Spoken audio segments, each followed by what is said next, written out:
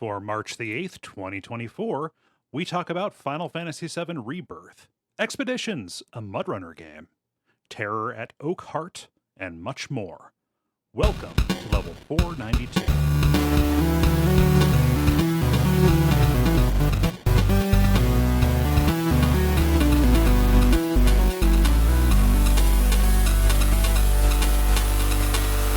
My name is Kole Ross.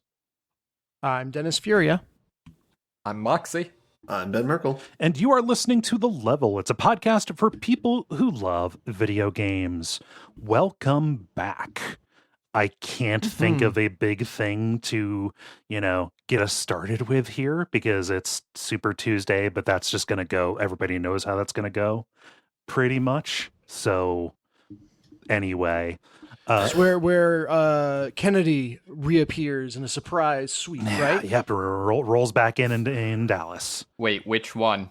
Yeah, take your pick. They're all the same. All of them. It is Uber Kennedy. Oh gosh. Let's see here, Dennis. What's going on?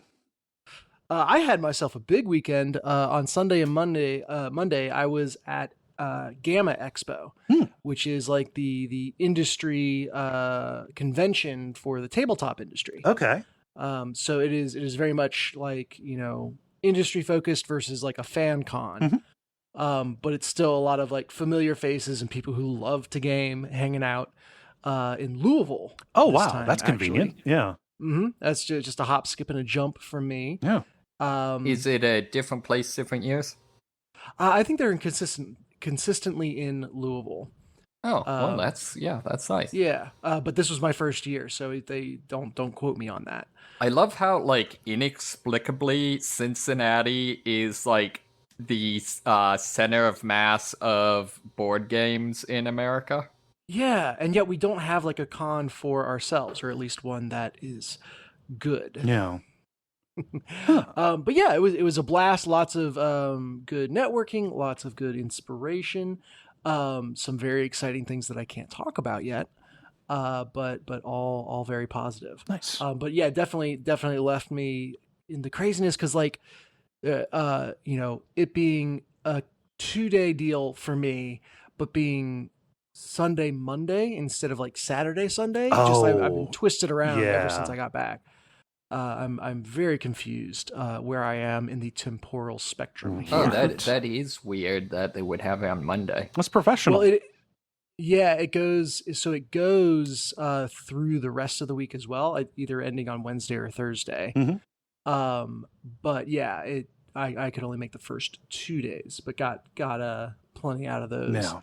And if you're a part of Gamma, you can go for free. So that was awesome.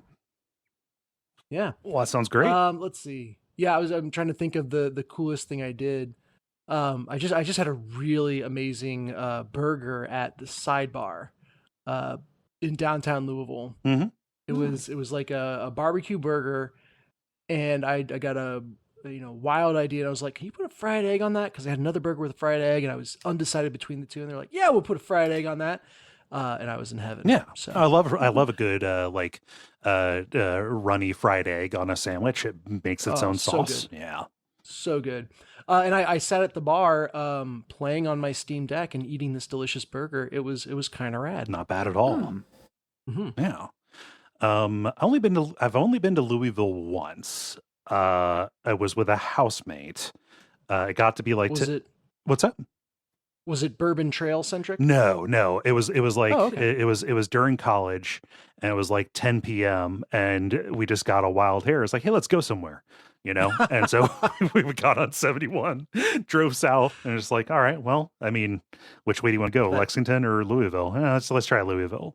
We got to Louisville, ate at a Waffle House at like 2 a.m. Stopped so you could get a pack of smokes, and then drove back.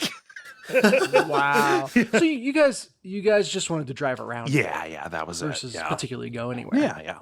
It was just if it's a nice night, you can put the windows down. I get it. Yeah. It was more of the spontaneity kind of thing. Yeah. Which is, I'm not a spontaneous person at all. So the most spontaneous thing I've done is after a concert one night when I was at UC. I was waxing poetic about Jen to a friend. He's like, you should go see her right now. I was like, I'm going to go see her right now. Uh-oh. Drove from the concert out to Indiana University where she was going at the time. My phone died on the way. Okay. So I got there at 2 a.m. with no way to contact her. Scared the shit out of her roommate by just knocking on the front door of their house. Jeez. It was so dumb. I'm lucky I didn't get shot. Yeah, probably. Oh man. Mox. Yeah, most people don't know. Jen, very trigger happy. I mean, and it doesn't have to be the person whose door you're knocking on who shoots you. But the story is funnier that way. Yes. And that's how I knew she was one. As she was the one as she was digging out the bullet. Moxie, how about you? I'm trying to think. I don't have much, honestly. I've just been kind of keeping on. There's the tiny local con this weekend, but like I saw everything in like less than an hour. Yeah. Like it's very, very tiny. So yeah, no, pretty much just chillaxing. Mm-hmm. You know what you need to do is go around to all the booths, then put on a fake mustache and go around again. Add sunglasses, go around again, and just keep on going until someone calls you out on it. They're not like getting samples at Sam's Club. So yeah, no, we've got actually a couple of cons now. This one is super small. There's a bigger one, I want to say like in April, and George Takei is going to be there, which is kind of cool. So, but yeah, no, this one was just super small. It's like, I'm convinced it is 90% just an excuse for the furries to all like dress up and come and hang out. Nothing wrong with that. Yep. Yeah. Well, that's Very cool. Ben, how about you? I guess I'll split the difference between the first two stories. There was a con in Seattle over the weekend, but I didn't go to it, so I don't have anything to say about it. But I think it was Penny Arcade Expo, perhaps, was the con. There's a lot of people dressed up downtown, so Okay. yeah, I think so. I could be wrong. I think the Seattle PAX is in August, but there might be. I could be wrong. Yeah, there might be a like a miniature one, something like that. It could have been like Seattle's Comic-Con, but it's not the Comic-Con. I don't know. Anyway. Shrug, people were cosplaying downtown. It was hard to find parking, whatever. Other story is I had a fun food story. I had high tea for the first time over the weekend with my partner. And so... What is high tea besides an endocrine disorder? It's like it's a better version of high C. It's like British like tea or what, how like they do tea. Yeah, where you get With like snacks and stuff. Like yes, you get full on eating snacks for some reason. it's like bottle service, but for brunch. Right.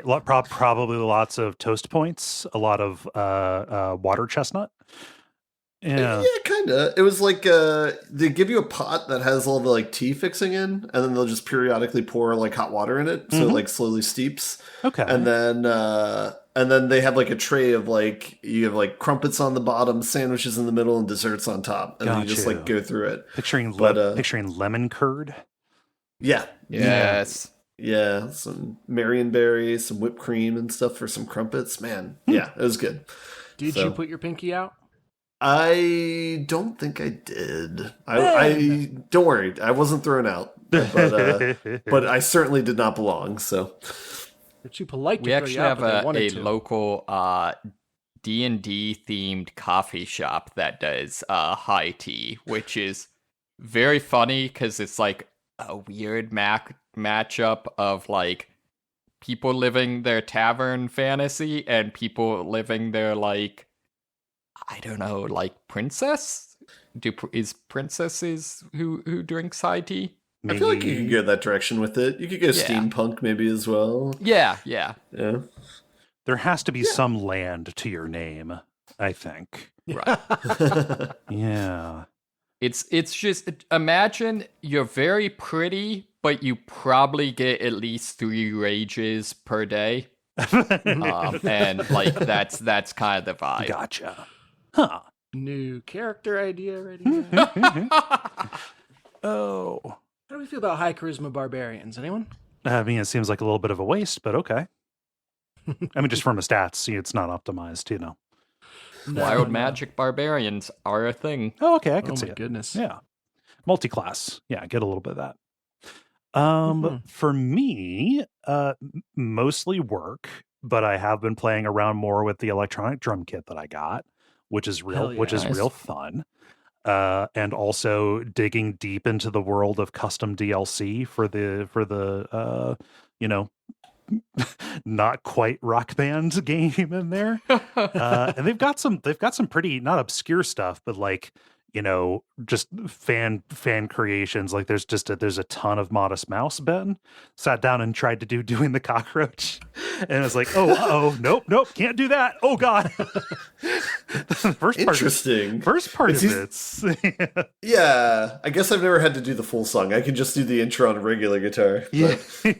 Well, no, I just not on the guitar, the drums. Dear God.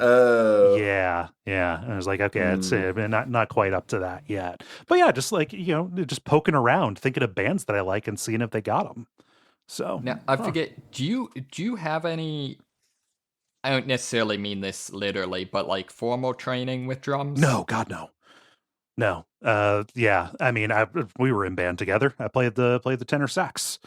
Right, Yeah. but I guess I mean, but like I know you know how to play like guitar. Like do you? I don't know the term. Do you know how to play drums, or is this more just kind of Everything that I have is technique that I picked up from Rock Band. Okay, yeah. With the cymbals, like it's difficult to get used to where stuff is because the kit is different. It's not the row of the 4 pads and then the cymbals kind of above it. Like the snare's kind of between your legs. The crash is in a different position. Yeah. So like there's a little bit of like trying to get used to that, but like if I sit down and think of a part from a song, like I can, at least attempt to do it. My timing isn't great, but like, if I sit down, like, okay, play something with kind of like a disco beat, like, okay, cool. Doing 16th on the hi-hat, switching it out, play something that's kind of like 4x4, but with like alternating, kicks on 2, on 1 and 3. Right. Okay. Yes. Sure. Yeah. Like I can sit down and kind of do that and then like fuck around with fills, tying it all together without the like notation coming at me is hard. Because there's no like memorization to it. So like getting the pattern is one thing, knowing how to do it without having the notation in front. It'd be kind of like playing a part without sheet music, right? Sure, yeah, that makes sense. But like from just a pure joy of sitting down and making noise kind of thing, an electronic drum kit is very fun. So that does sound fun. Yeah. I've done just enough drums to like realize that I know nothing about drums, if that makes sense. Yeah. You've done like classes and stuff, right? Like yeah, but like I said, like literally just enough to like to be like I understand that I'm doing things wrong, whereas previously I didn't understand that I'm doing things right. wrong, Yeah. You get to the discouragement phase of mastery. Or, on the road to mastery. Yeah. Yep. I'll do a little dad brag because we got Luke an electronic drum set for his 9th Oh birthday. yeah. Oh yeah, I forgot about that. He's been going for like 8 months now, and he's officially reached the point. Whereas like previously, if he was practicing, I was like, well, here, I'll tap this out to show you what it's supposed to sound like. And then you can kind of copy me. We've officially reached the point where I'm like, yeah, you are better than me at this now. So oh, that's great. sounds great, but I'm not going to get in there and try to illustrate this fill for you because I can't. Is he like playing along to music when he's doing this, or is it? It's so fun. So he goes and does his lesson, and we do it all the time at home just for fun. I'll get out my bass guitar and we just jam. Yeah. Oh, nice. And run music through a Bluetooth speaker along with what we're doing. But he goes to his lesson. I'm sitting outside just kind of reading or doing whatever. And at the end, like the last 3 minutes or whatever, the teacher always just lets him pick a song. They pull it up on Spotify and jam to it. Nice. And like there's 2 drum kits in there, so it's like the teacher and Luke going. And it's hilarious. It's like a puzzle for me to try to pick out what song Luke asked for, just based on what I know he was listening to that week and the beat coming through, because I can't hear any of the music. Right. And so it's great though. It's like, oh, I think that's Gold on the Ceiling, because I had told him about that. We were talking about how many people do you need to start a band. I was like, well, let me show you a band that's got 2 people in it. And then, so I was like, I bet he asked for that. And, et cetera. So I feel responsibility that like the teacher needs to be impressed with the music that Luke asks for. Right.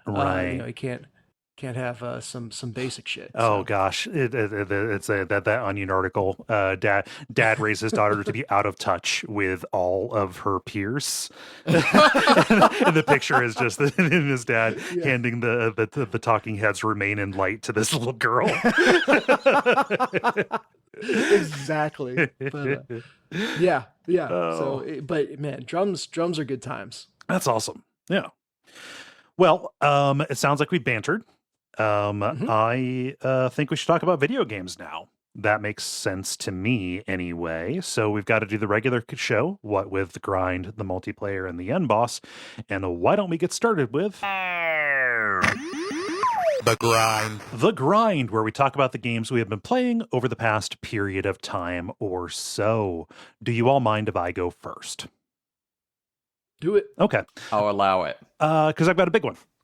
Big new release. Feels like it came out forever ago, but no, it was, 4 days, whatever. I picked up Final Fantasy VII Rebirth. Oh, cool. Nice. Oh my God. Yeah. Yeah. Came out on Leap Day. And which was a day that I was too busy to do anything. So I got to the point where you could skip the intro because I'd already played the demo. God, I love it when they do that. I like that. Like if you played a section of the game in a demo, you should it should just pop up and say like, hey, you've already done this, so you're doing well. That's an hour and a half of my life back. Great, thank you. But over the course of the weekend, I put about 7-8 hours into it. And it's a good game, y'all. It's glad to hear it. Yeah, it's real good. It helps that it's been a long time since I've played, kind of a big Ubisoft style map nightmare kind of open world game like that. A game where you where you go to where you go to a tower and then it shows you more icons, and then you go to another tower and it shows you more icons. But the world itself is interestingly put together enough for me. And like the individual things that you're doing at the the kind of action points also pretty good. It's helped too by the fact that the combat is really engaging and interesting. This is not, console RPG tappa. Each of the, enemies, at least so far, that I've found, is probably going to turn into to be enemy types or whatever. But like when you run across them in the wild, it starts an encounter. And you can each and every one of them has its own like little trick to it. Right. So, something that they do where they enter this, this state. Like there's this like weird ostrich looking thing that has arms. And when it picks up a rock and it's in that mode, it has really high damage resistance. So you have to like blitz it with a bunch of attacks to make him drop the rock. So you can do damage until he picks it up again. Wait, isn't an ostrich with arms just a dinosaur? It's kind of dino-esque. Yeah. So and that's in addition to like the stagger mechanic is back from Rebirth, and I think that was present in 13 as well. But different things, different kinds of attacks that each of them, exploiting a vulnerability or like interrupting or dodging a particular move will bring in the stagger effect.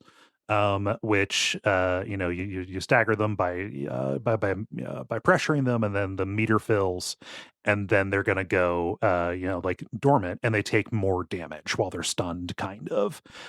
So like getting into an encounter with a new kind of thing and scanning it to see what its little trick is, and then trying to use your party to, however you built your party with the materia that they have, or like what weapon and therefore what skill they have available to them, is a really neat little challenge. In addition to messing with like the little synergy attacks, team tech kind of things. So like it's good that the combat is great. And the individual like little map challenges that you go do, it's like searching for caches of treasure, like special encounters with like upgraded versions of enemies. Yeah, and even like the ones where it's just like, hey, go to the spot and scan this little crystal or whatever. That gives you like it's like a lore entry about the area that you're in and stuff like that. I haven't gotten very far. Basically, I am in the first region. If you played the original Final Fantasy VII, you know that you have to go and get a chocobo to cross a swamp that is inhabited by this big serpent that will catch you, and you are not at the level to deal with it just yet. So you have to get a chocobo. But like, you get a chocobo and you can summon it to ride it, and the whole region is available to you. I haven't progressed. I've just been going around and like chasing little map points and trying to expand, and trying to see side content, right? Because So we've been derping. yeah. And like just like looking for little side quests and stuff to do, because like the side NPCs in this are bafflingly written in a very charming way. And each of the side quests has been bafflingly charming. Yeah. And each of the side quests has been its own like little, unique bit. Like there's one where somebody says like, hey, my mom who passed away, she used to make these flower crowns, right? And I can't get to the place where the flowers are. If I show you where it's at, can you go and pick the flowers? And then you do, and then like you have to pick which ones. And then bring it back to her and stuff. So like it's fun little like Yakuza style stuff. So you take a break from saving the world to make flower crowns. Oh yeah. No, Sephiroth's not going anywhere. He's carrying a big dead alien around. Come on. So does that? Can you use? Sorry, is this the drag thing? The drag the version of the game. Yeah, well, it's not the drag version. Final Fantasy VII is the one that has the There are mods. No, I'm sorry. What I mean is they're spreading this out into like a 10-game series. Is this the episode that has the drag? No, that's basically what I wondered is, can you wear the flower crown? It'd be pretty cool. But no, so far I've not run into that. The main famous drag section is in part 1. Okay. Rebirth. Yeah.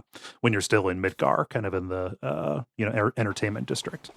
Are you dropped in the open world like from the get-go of the game, or do they corridor you for a bit before you get there? They corridor you for a bit. Like the game starts with like you are at this inn in the first town that you find after you leave Midgar. Like, it skips that travel to get there, and it's the crew asking, all right, so we ran into this Sephiroth guy. He was a real asshole. What's the deal? Why does he recognize you? And then it goes right into the content of the demo, where Cloud is telling his version of the backstory of what happened to his hometown when he was on a mission with Sephiroth to go check out the reactor that was there. So like that is the tutorial, plus also like a high level power preview, because Sephiroth is crazy high leveled, but then you are dropped back into the town of Calm for like going around and seeing the city gameplay.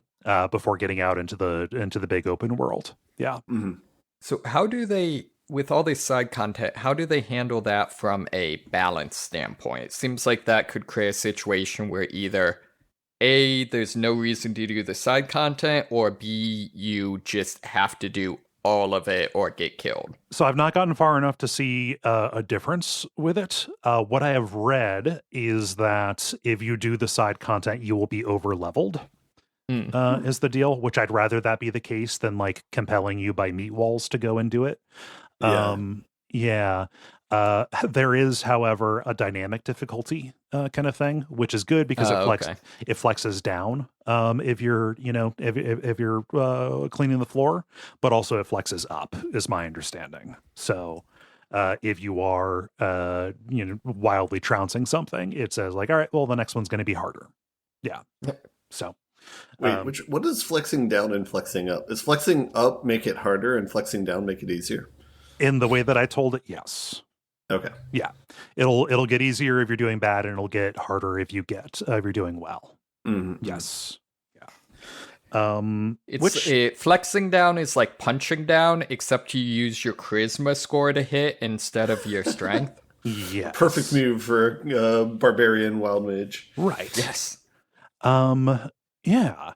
I have not talked about Queen's Blood yet. Full stop. You I'm just kill gonna Queen. Queen's Blood. Wait a second. Did she deserve it? That's good. That's the game within the game, right? Yes. That is. This is the game's card game that you have. Pulling a little bit. So it's kind of a combination Gwent and Triple Triad.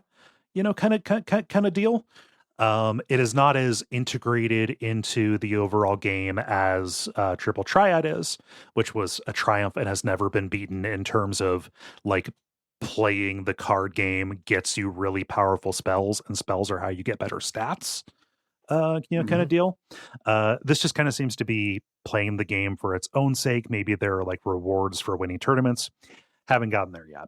I was expecting to not be enamored with it because I'm not a huge fan of Gwent, just not necessarily my thing. There's just enough Triple Triad, like weird placement. It's grid based, and placing a card has it like attacking, quote unquote, in different spots, helping different cards in relation to where it's at. And crucially, when you place a card, depending the pattern around it indicates where you can place the card next. So it's this really interesting kind of trade-off where you can play like low power cards in the different rows to expand your reach. However, it might be better to kind of turtle up and play defensively and play high-powered cards that make it so it's harder for you to expand, right? That does sound actually pretty cool. Yeah, it's pretty good. I have been stopping and playing with everybody who has the little icon above them, just because it's an interesting thing. In addition to the individual people that you play against are all, again, baffling little weirdos. Like there's somebody in the town of Calm who like is sitting at a table with a bunch, like a big wall of cardboard boxes around her. To get up to her, you have to plow through the cardboard boxes. Like, oh no, my bastion or whatever. Like you broke down my defenses. And then you play, and she has a really defensive deck that you're playing against. And afterwards she says, oh, maybe I shouldn't lock myself away. Like, oh, you little weirdo. I love that this is somebody wrote this and recorded dialogue for it. Not gonna lie, I think my dream would be that, I don't know, if you collect all the cards or something like that, you unlock the ability to beat the game by just, challenging Sephiroth Yu-Gi-Oh style. Yeah. Wait a second, this is Pokemon.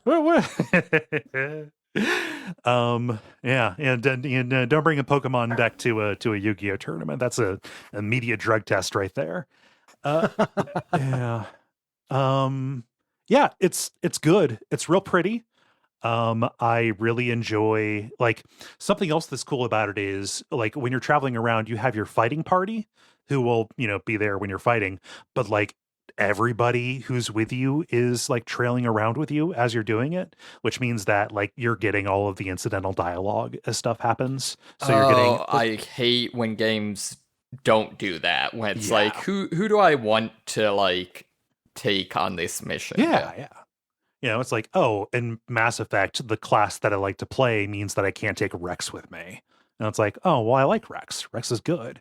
Yeah. And this, they're always there. It's also funny because, you blow your whistle and everybody gets Chocobo, including Red 13, who is like a wolf tiger kind of guy. Look up a picture of what Red 13 looks like riding a Chocobo. I've seen it. It's adorable. It's the goofiest shit. And like that goofiness, is, I like that they are building a world with a sense of humor, specifically because most everything else in I did Moxie saw it.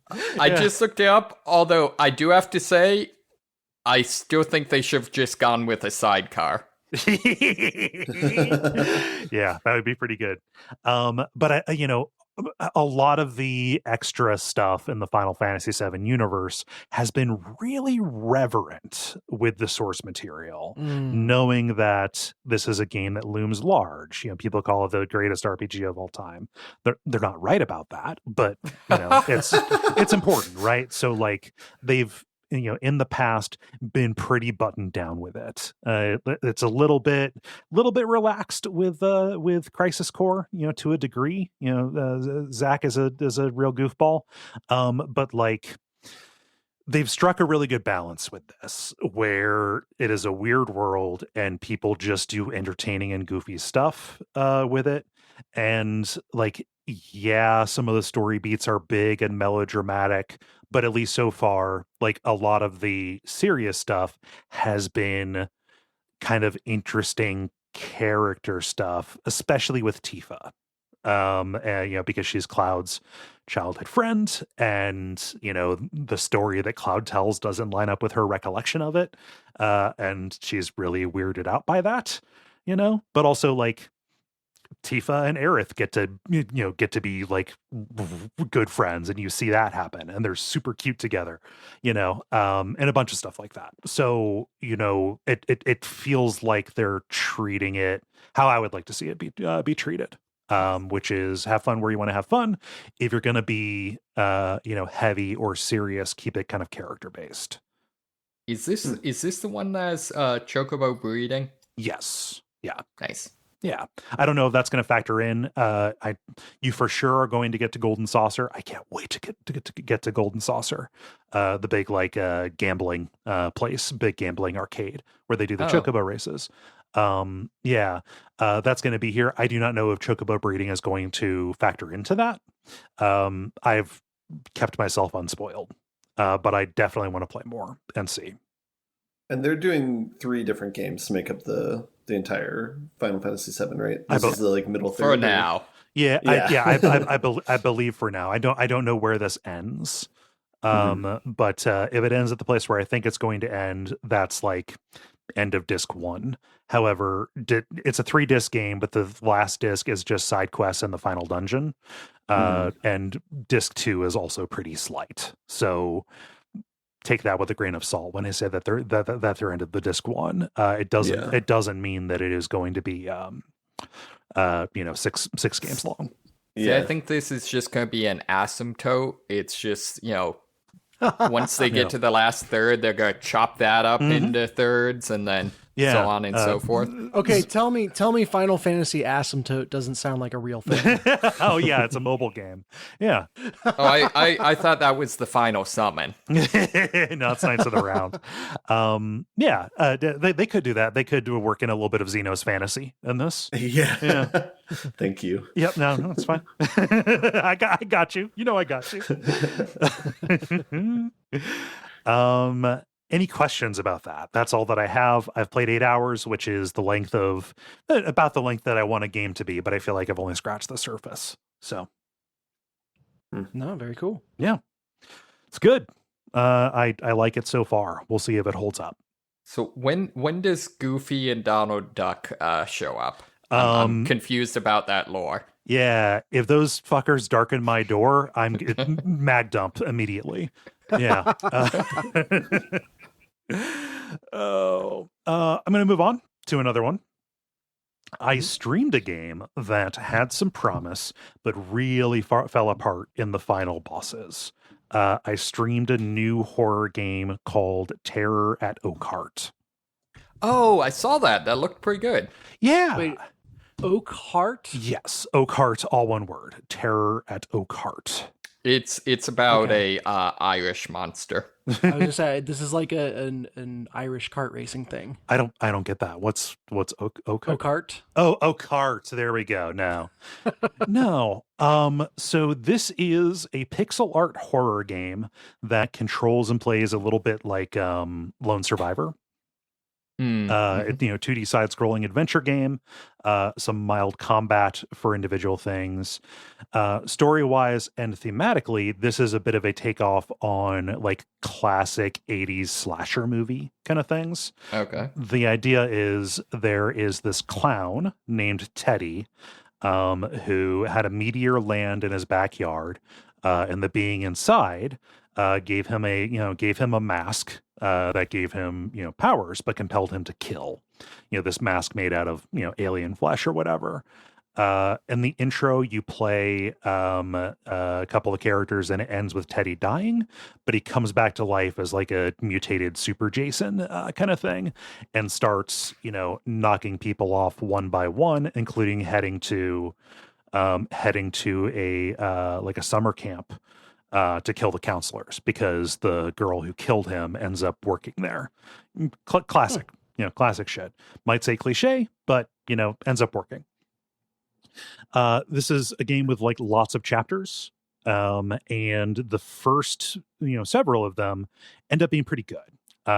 This is the opposite kind of thing where I'll play something with no mechanics and beg like, hey, please, can there be some mechanics here? Most of the first part of this is an excuse to explore these pixel art environments and then see some very good very good and well animated and inventive kills, right? Mm-hmm. The pixel art in this game is good, right? Especially when you get to get to the violence and whatnot. There's one character that you play as who is the sheriff of the small town where the camp is, who has guns. Who ends up fighting some of the spawn that Teddy leaves behind. The first level where you do that is actually really good. They do something cool where there's a chapter where you play as each of the kind of other people who work at the precinct. And then they get taken out one by one over the course of the you go to like get an item to do a task, and then Teddy gets them, and then you play as another person and go and do that. When the sheriff comes back, the entire station is infested, and the each of the people who were killed end up having been mutated, and you have to fight them, and kill them in order to get the item that they had to kind of get around this impassable precinct that is overtaken with contra gore. All cops are monsters. Some of them are the ones that get teddied. Where this falls apart is when you get to the final level where you are facing down with Teddy, and this is where they decided suddenly this is a challenge fuck game. I don't know if this was not play tested or if when they play tested it was people said, hey, this is probably a little bit too easy. People are going to want some meat on the bones. This goes pretty quick. And so let's make the final bosses harder. But it's way too much. Fighting Teddy is a multiple phase process that you have to do again and again in order to take him out. You've got like a little dodge roll that you can do to like blow through attacks. Like the window for rolling through an attack or when an animation starts is incredibly narrow. So it feels like you are taking a ton of mandatory damage, including on one of the encounters, one of the boss fights, you will roll behind a thing. when it slashes its tentacle out. But the tentacle has like a weird little backlash where it wraps back around, and will hit you. And it turns out that the width of I'm not getting hit in the front or in the back is like maybe a couple of pixels wider than what your dodge roll will do. It's just it's tuned kind of weirdly. It's tuned to be a little bit rough. I don't want to say, oh, bad game design is when I have a rough time. It doesn't line up with the rest of the experience. It is not welcome rigor, I would say. When it comes to this. That's in addition to, this is going to sound super nitpicky, but it's kind of related to Helldiver stuff, where just like reloading in games, right? Two of your you get three weapons in this. There's a pistol, which is a revolver. There is a pump action shotgun, and there is a flamethrower. With the flamethrower, the reload makes a little bit of sense. Like you blast it, and then you've got to like twist the valve in order to get more pressure out of it. Cool, fine. With the revolver and with the shotgun, first, the shotgun only has 2 shots, even though it's pump action. This is, again, super nitpicky. Pump action shotguns do not hold just 2 shells. You're thinking of a double-barreled shotgun. But the revolver, famously, you don't have to, when you reload, like if you've only fired 3 bullets, you only have to reload 3 bullets. Right? Mm-hmm. Right. So you would think that, all right, I've rolled past this enemy. I've got a little bit of a safe zone while I'm waiting for them to come back around. I will reload. I'll take a short reload now in order to take that. Despite the fact that both the pump action shotgun and the revolver are ones you can reload, 1 shell at a time. In fact, it's the way they work. You reload the entire clip anyway. So there is no there is no strategic reload. These bullets are stale. I need some fresh ones. Yeah, you have infinite ammo. It's not like a Helldivers thing where you're dropping the clip and then you've got to go. But what it means is when you reload is not variable, and there is no way to do it strategically. It is find the most room you can get and then go through the entire long reloading animation. Which combined with the intense difficulty means that there were a lot of times where if this was designed intuitively, I would not have as big of a problem with it. And it's that unintuitiveness that is making me nitpick this. If you can consider this a nitpick, I'll leave that up to y'all. Yeah, I feel bad kind of grousing about this because obviously this is kind of a labor of love. Seems like a small team. The pixel art is very lovingly done. They've made other stuff. Yeah. This is not their most recent game. Nothing else I've played. Or this is not their first game. It's just their most recent one. Nothing else I've played, but it's there. It just didn't hit for me. It's a rare thing where like the final bit of it, the last 2 chapters ended up being too much. So did you complete it? Yes. Yeah. Did you enjoy it before, like that difficulty spike? I did. Were you on board with it then? Okay. Yeah, I was on. So it's like Game of Thrones. Just play it until the end and then turn it off and never think about it again. Yeah. But like it could have been, like the combat doesn't have to be hateful, right? Up until the final boss encounters, it was fine. It was like it was a light peppering, and everything else was, just a little interactive story. I wish it didn't biff it because it felt kind of avoidable to me, where like on the very final boss encounter, I struggled. You have limited health kits, and it's just like I do not know how to get out of this without while taking fewer hits, again because of that timing window.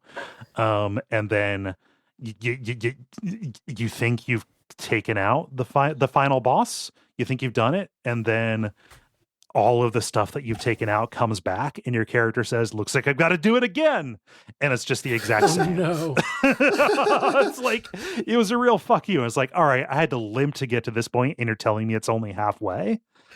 Yeah, that's what I get at YouTube. Yeah, well, I was streaming it, and it takes a lot for me to stop. On a stream. You know, and it's very rare for me to do that, especially out of frustration, right? People were telling me you don't have to do this to yourself, Kole. But I persisted. So could say it's my problem, maybe. Shouldn't have been, but yeah, it's mine. No, it is everyone else who is wrong. Yes, everybody else is weak-spirited but me.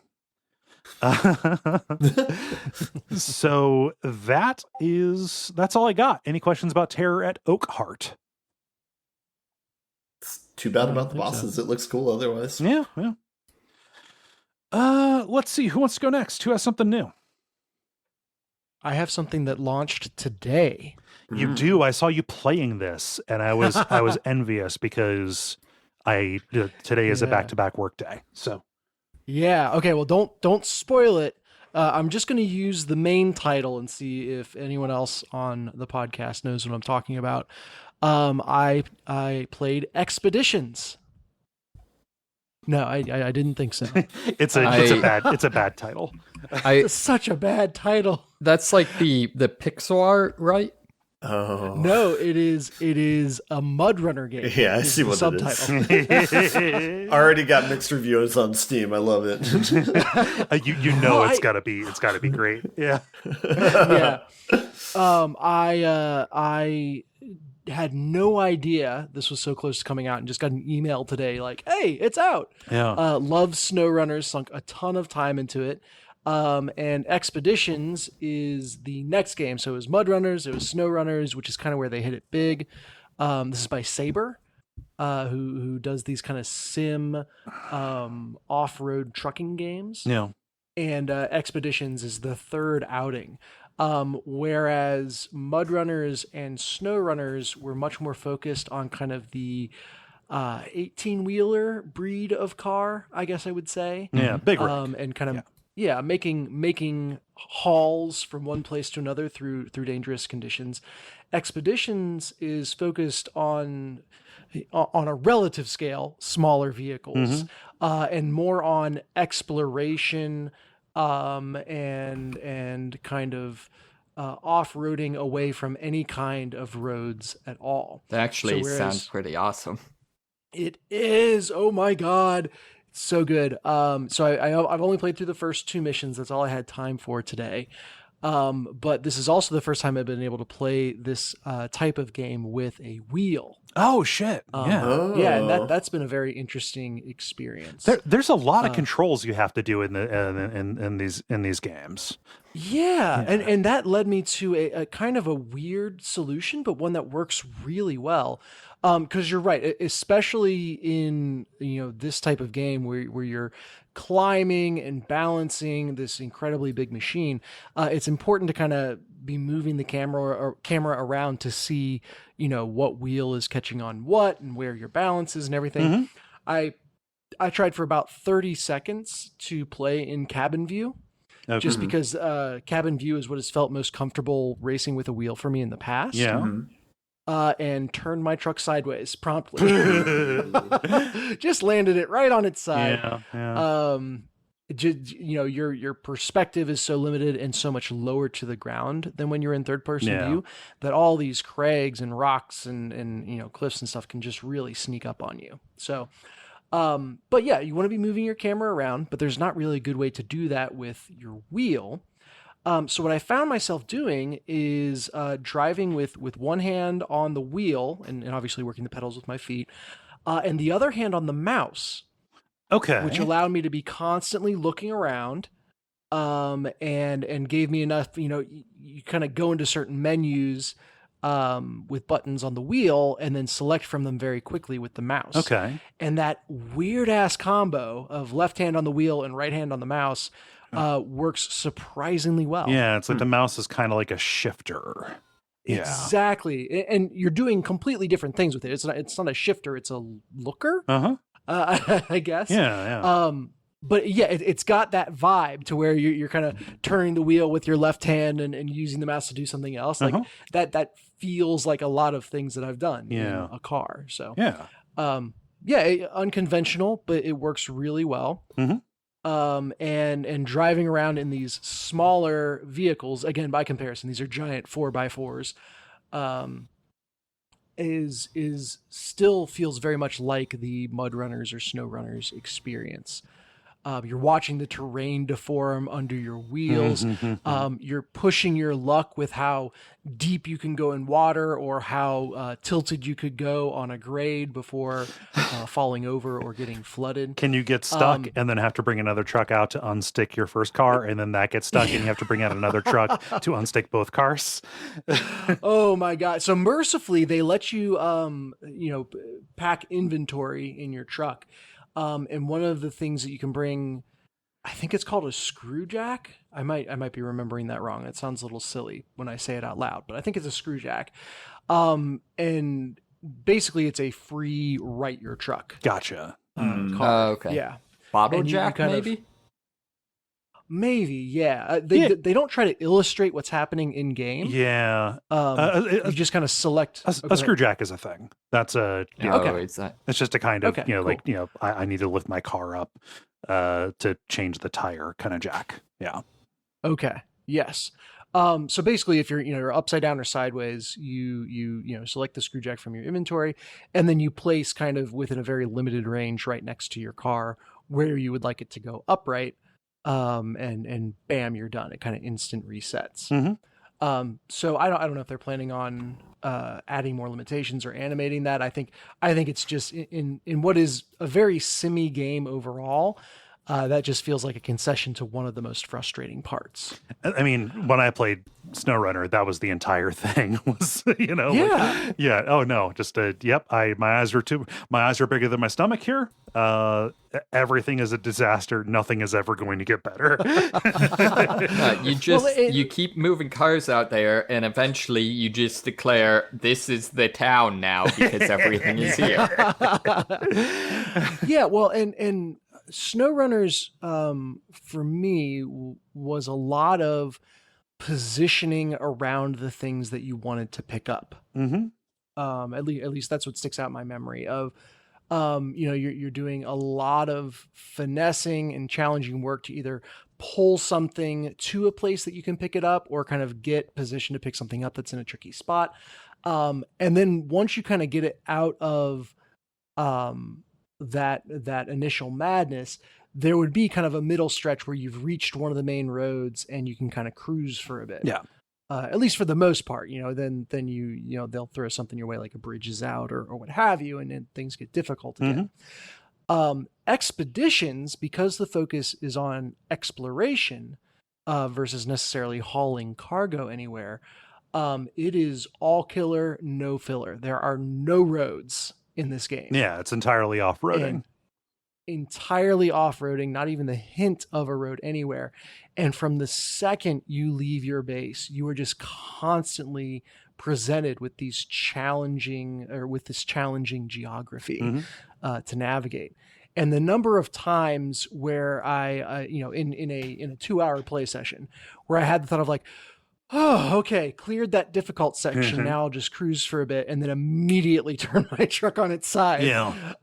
It's just, you are never safe and you are always having to pay attention, check your angles, etc. And in doing that, though, I think they have really nailed what the fun of this series really is. It's not going at top speed at any point. It is this careful navigation of really difficult, jagged terrain. I mean, it's, I feel ridiculous making this comparison because off-roading games have existed, snow tires or SnowRunner, Mudrunner, even spin tires, kind of the spiritual predecessor to these. Like they've existed for a long time, but like, it's kind of like Death Stranding, and that every topological aberration is like that is the mechanic of this, is understanding what to do with that, how to adapt to it. Yeah. It also is a little bit of a choose your own difficulty game, because I have not encountered a limit yet to how far I can go around an obstacle. Right? Like, if I'm trying to get on top of a mesa of sorts, I can come at it from literally any angle, 360 degrees. And it's just the point where you see a spot and you're like, okay, that's probably good enough, or like, ooh, that looks cool, I'll try that. And the missions that I went on, some of them probably could have been way shorter if I just went the longer way around. But I saw, a potential path up and just thought like, I think I could make that work. Yeah. And then it was like just fulfilling that ambition for the next 30 minutes or whatever. It's the the eyes bigger than your stomach thing. Yeah, but like rock climbers could take an elevator or what have you. That's what's at the heart of expeditions and these games in general. I think just really highlighted and honed in expeditions is that you're rock climbing with a car.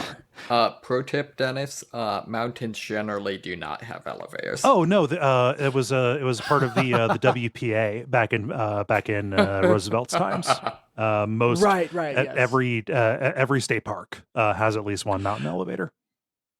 I thought all rock climbers. I thought all rock climbers were doing that asinine skyscraper climbing thing now. So no, they're free soloing it. Yeah, they want to be like that.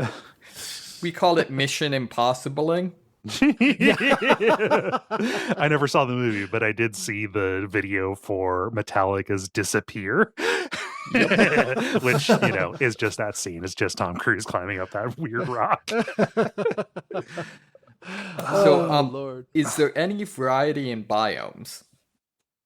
Yeah. I have started. I think it's in Arizona or Colorado or something like that. So it is very rocky, and you're dealing with kind of deserty terrain, and lots of just sudden ravines. And it's still water. There's a river running through the area that I've explored so far, like that movie, which gives no. Yes. But at least what I've read says that there is a very good mix of biomes throughout the game. So it's going to get boggier, it's going to get forestier. There's mountains, etc. So I think there will be even snow in there. Yeah, my understanding is that mixes it up across compared to SnowRunner, which was like a few different things. It was like Russia, Norway, and Alaska, whatever, like bigger maps like those. This is smaller maps, but more variety is the thing. Yeah. Yep. Sorry for interrupting. Yeah. So, no, you're good. That is a lot of what I had to say about it. One fun story. So your car also, an addition that they've done that I really I haven't seen make any impact so far is you have special equipment that you can add to your car. Specifically, the one I used was a metal detector, which oddly enough sat on the roof like a satellite dish. It was always going off. Yeah. And then they also have like technicians, I guess, that you can add to your team for a mission. And these are people that you can hire for each mission that will have different effects. Like it's the gig economy. Right. The one guy available at the front is like a business consultant. That means that what you sell at the end of the mission will get like 50% more value.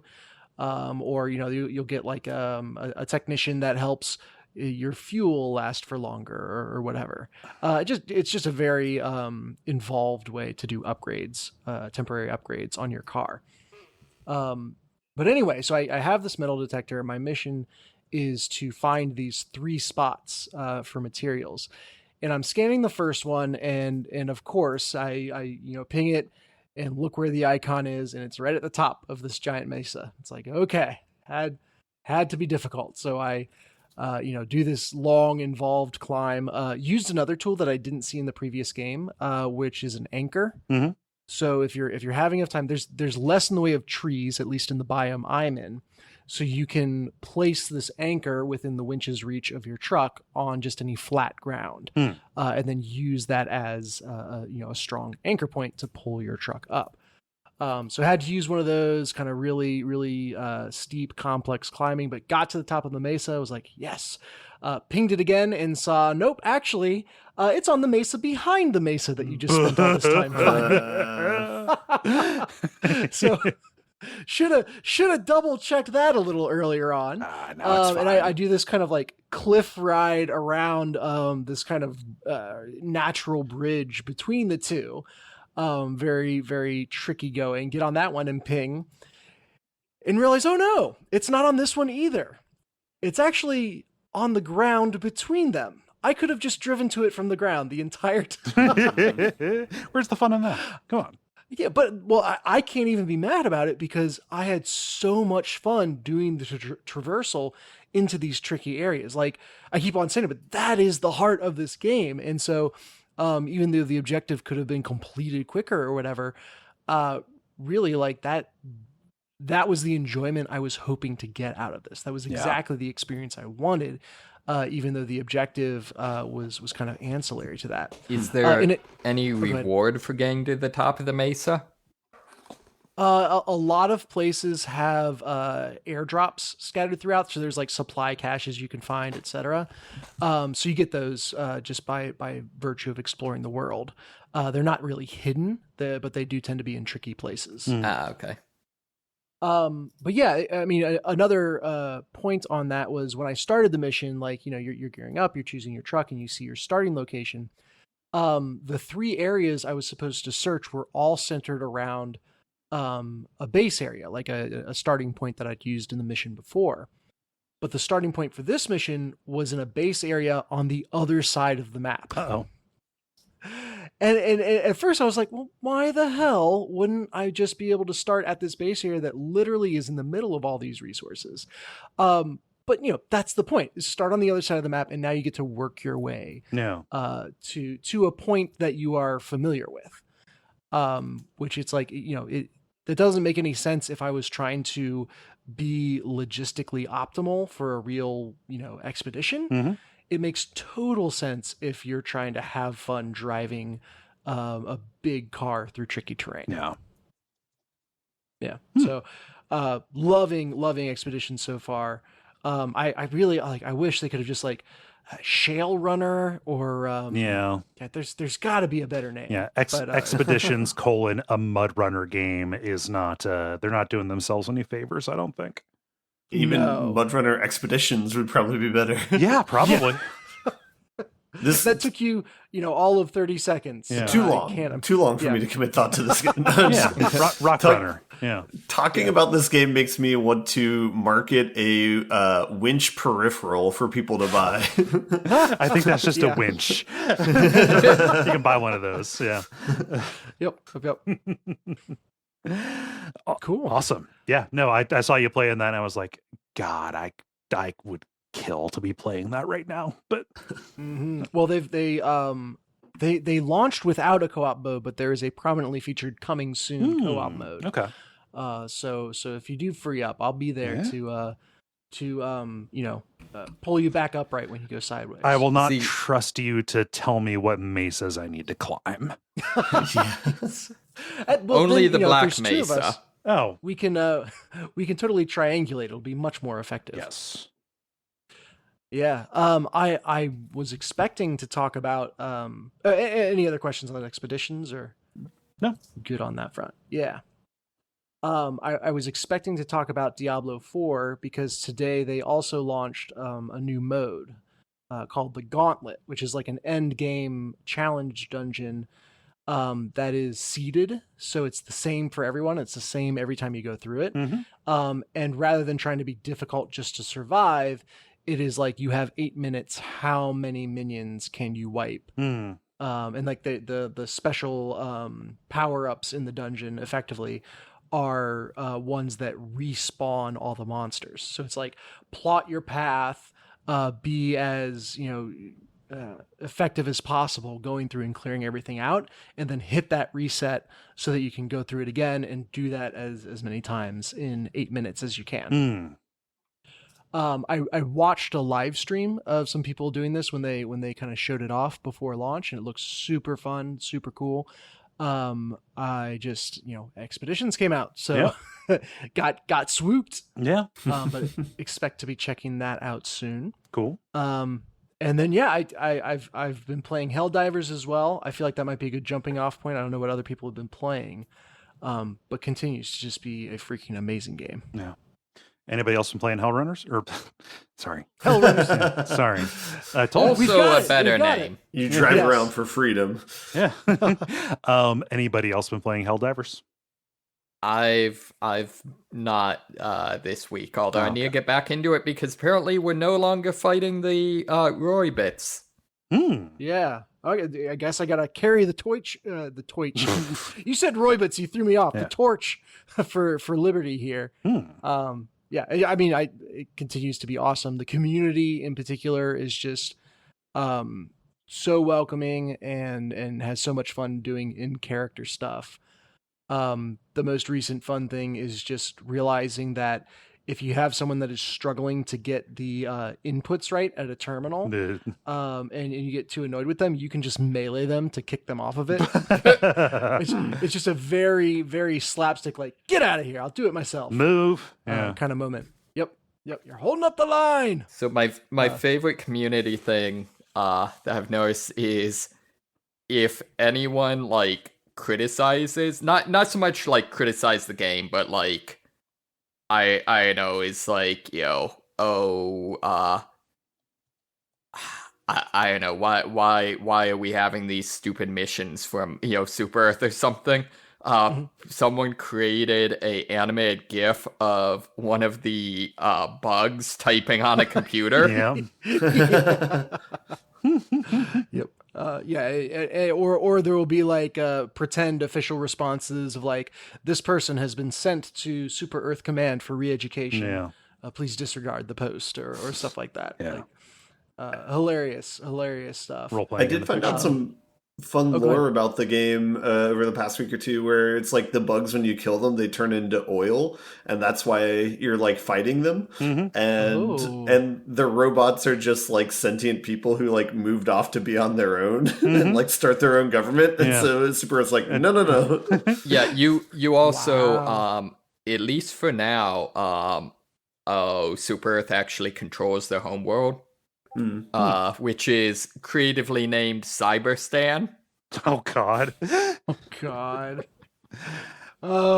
It's very funny how people still seem to be missing the point somewhat. You find idiots everywhere. It's not a subtle game. No. Yeah, no. Even like compared to 40K, it's not subtle. Yeah. Huh. What There was a quote from the person who made Super Troopers going around of like, my aim with this movie was to make something that was so blatantly satirical that like it couldn't be missed or something like that, and then still all the people not getting it. So my dad is a retired state trooper. He fucking loves that movie. Everybody at the post just love that, like, oh my God, this is exactly like us. And it's like, I hope not. Let's think about that a little bit and come back to me. Oh gosh. But that's what I've been playing. Yeah, awesome. Let's see who's got something new. And Moxie, Ben, what are we looking at? I do have something new. Okay, hey, go for it. But I'm going to talk about two old things first. Ah.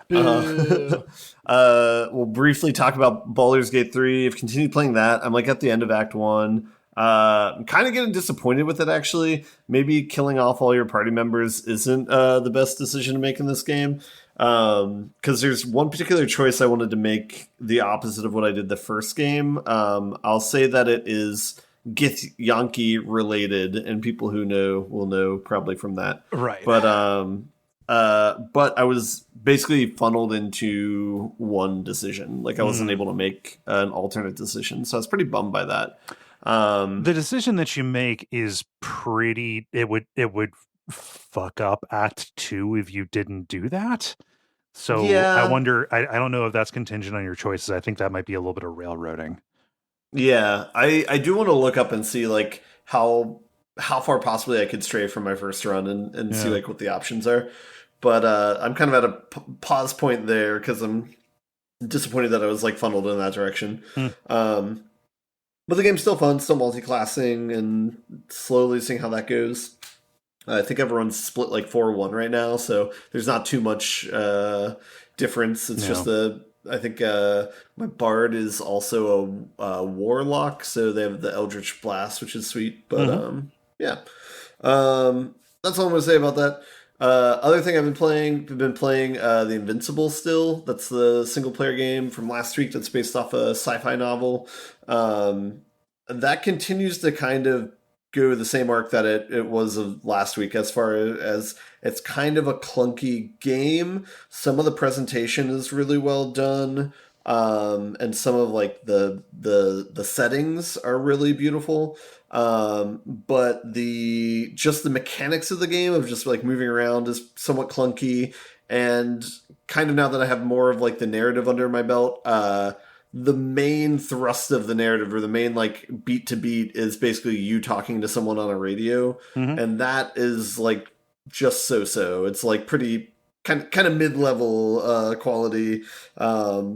Basically like all the things that are good about the game are usually it's like the stuff that's from the original book. They do try and mix up kind of what you experience in the game. You're not experiencing directly what's in the book, but it is tangentially related, a la kind of similar to how like The Thing and the sequel to The Thing are related. Somewhat like that, where it's like the same universe, but you're experiencing the book through a different lens, essentially. I do appreciate like how faithful they are to some of the concepts in the book, as far as like the robot creation or the kind of like narrative elements being represented in the game. Like that part's all like lovingly done. So basically this game is made like specifically for people who have read and really like the book, and just want more content related to that, or see like a visual representation of the book. It's not, I don't think it kind of stands on its own as like a game that anyone could come to and like get a lot out of it, unfortunately. So shrug. Yeah, I'm gonna move on if there's no questions about that. No, I don't have any.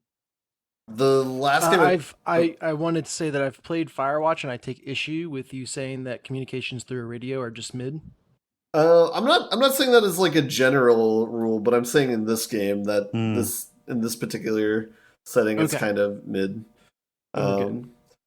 So the last game that I have to talk about is one that came out recently. It's called Balatro, I believe. Balatro, Balatro. I've played this. Balatro. It's the Latin word for jester. Correct. Yeah. So this is a deck builder game. I was recommended from a friend to play it who likes games like Slay the Spire and that such. And also I've seen Northern Lion play it a bunch, so I guess that's usually a good sign.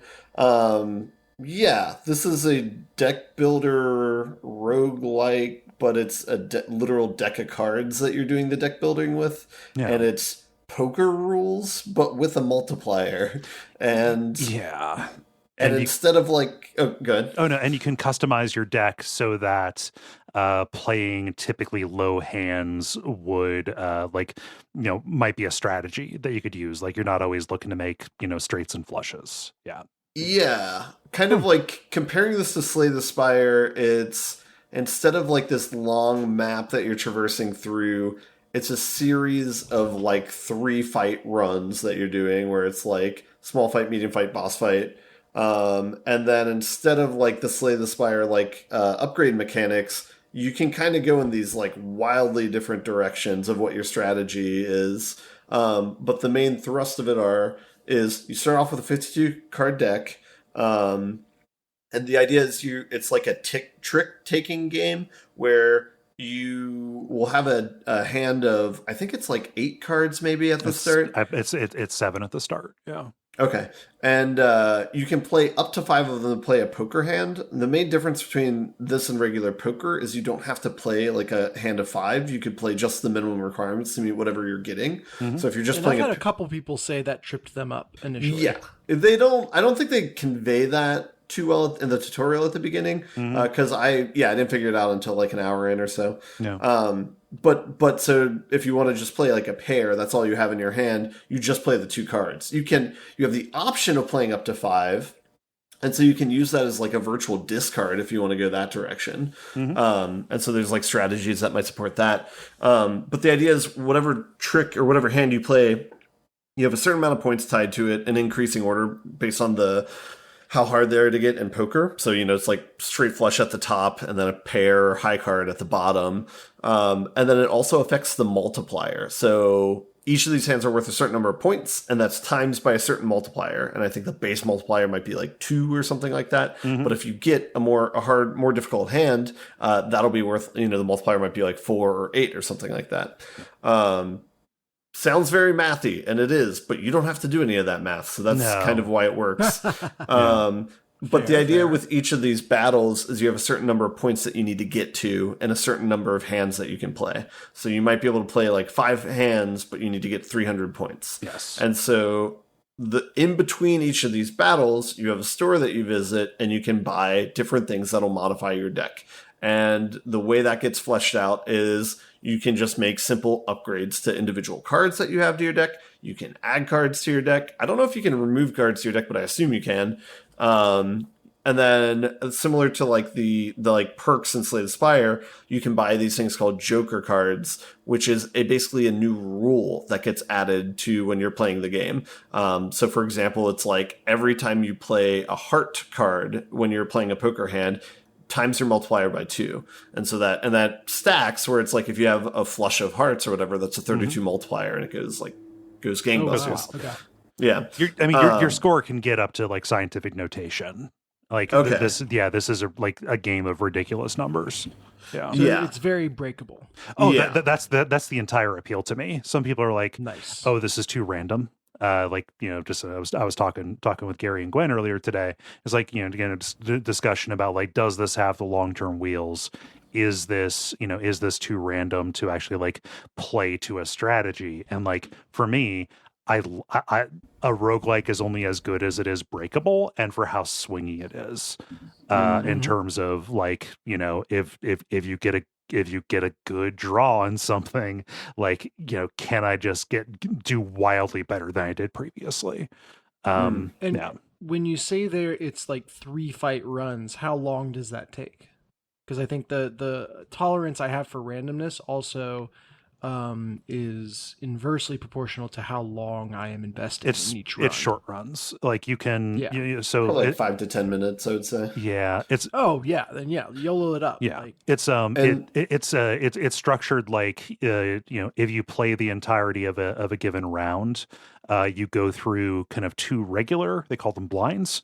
You go through 2 of those, and then you have a boss blind against. You're never playing against anybody. You're playing against a score threshold you have to beat. But the boss ones give like negative modifiers. So like, anything, any diamond card you play takes a penalty either to its value or reduces your multiplier. Stuff like that. Oh, that's interesting. Or randomly discard 2 cards. Can you see those before turn. You get to the blind, or yes, or you can see it all the way ahead of time at the start of the 3. Okay, so you can try and plan towards it. And the other thing is to try and identify cards that are like very, very valuable and that you can build around and try and lean in that direction. For me, it's too early to say if it's like too random or anything like that because I'm still unlocking things. So it's like.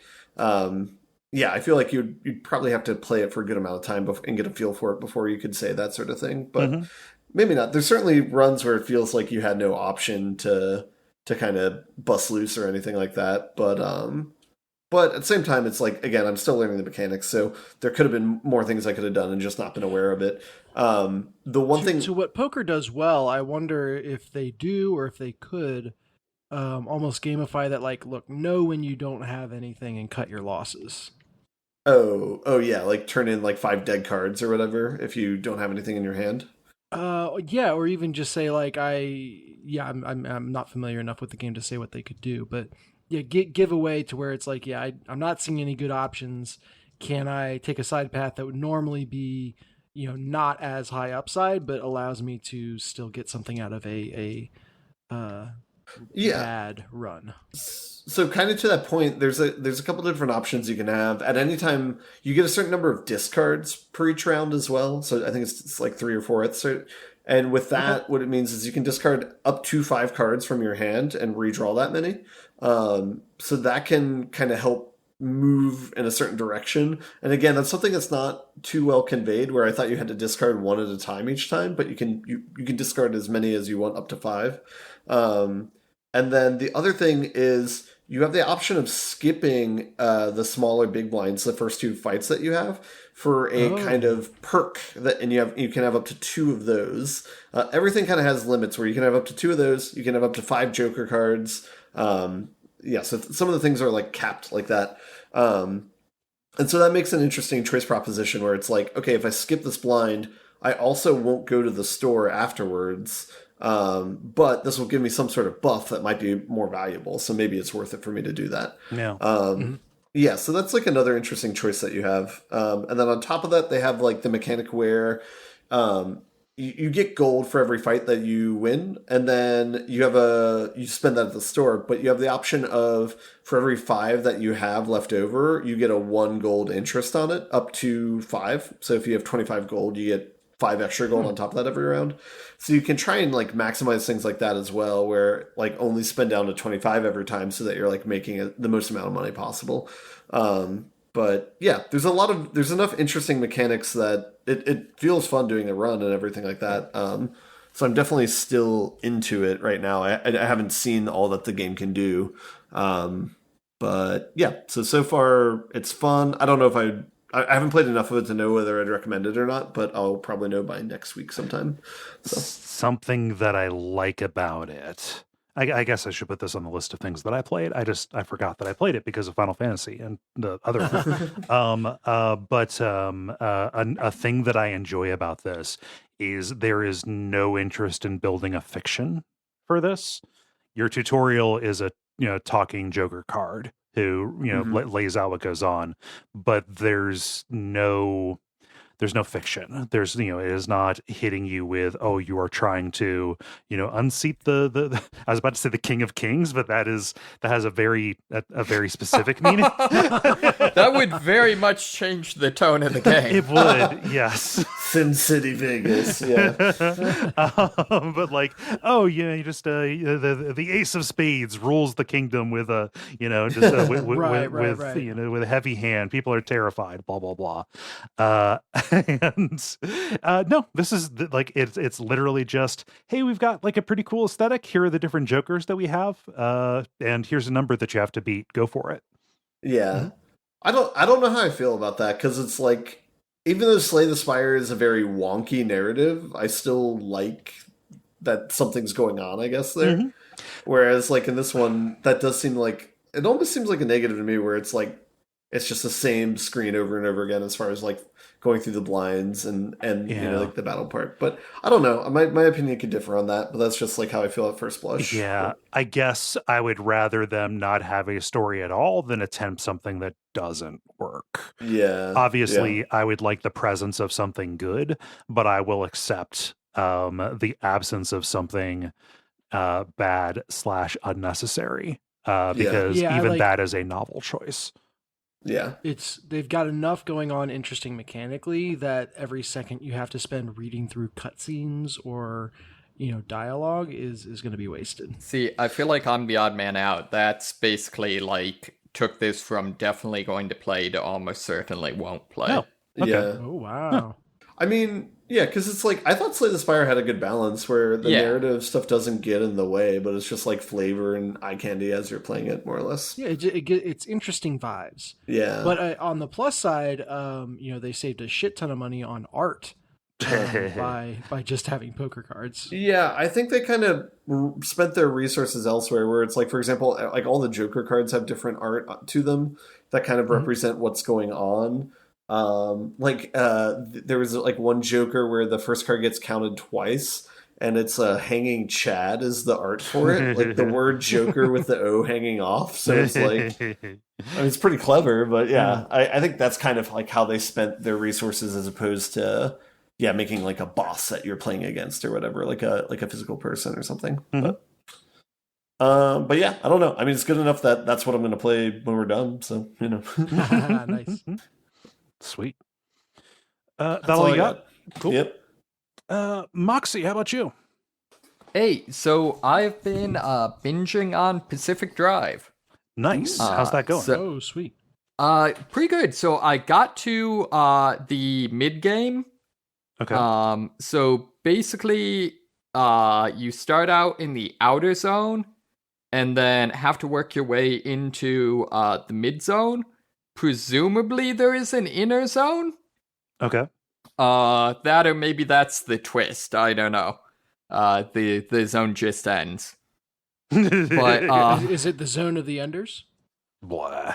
I mean, that was a amazing game, and anyone that says otherwise is wrong. But so there's also like with that is once you get to the mid zone, that's when you unlock or start gaining the second of the meta progression currencies. So, basically, in effect, that's when you unlock, like, the second tier of skills that you can spend stuff in. And then that's also when you start getting some of the more sophisticated crafting materials in larger numbers. Mm-hmm. So that's kind of fun. It's also introduces new biomes. So whereas the outer zone is pretty much like what you think of Pacific Northwest, like a bunch of trees and shit. Mm-hmm. Checks out. Yeah. Trees and rain. The mid zone is very swamped themed. So that introduces a lot of corrosive obstacles, stuff like that. I'm trying to think. This is a little bit a hard game to describe because it's a game that has a lot going on, but so much of it is just like, navigate through this world with bunches of weird stuff and like figure out your way. Mm-hmm.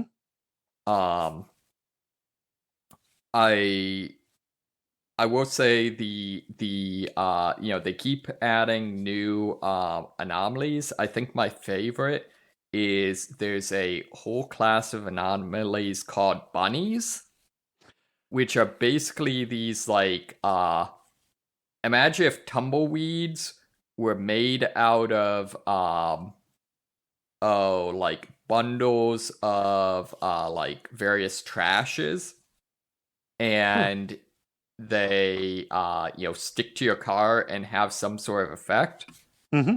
One of the neat things is that most of them have a negative effect, so either just like do acid damage or just make your car go haywire and start turning on and off windshield wipers and radio and headlights and all sorts of things. Mm-hmm. There's one that just makes your car just floor the gas, which is very funny when you're not in the car. Oh, no. Come back to me, Sheila!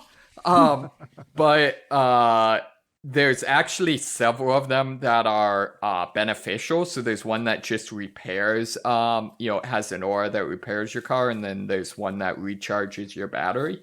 Mm-hmm. So that's kind of interesting. Do the anomalies change in the swamp? Yes, they do. Some of the classic, just like radiation field is the same, but yeah, there's a bunch of acid-based anomalies.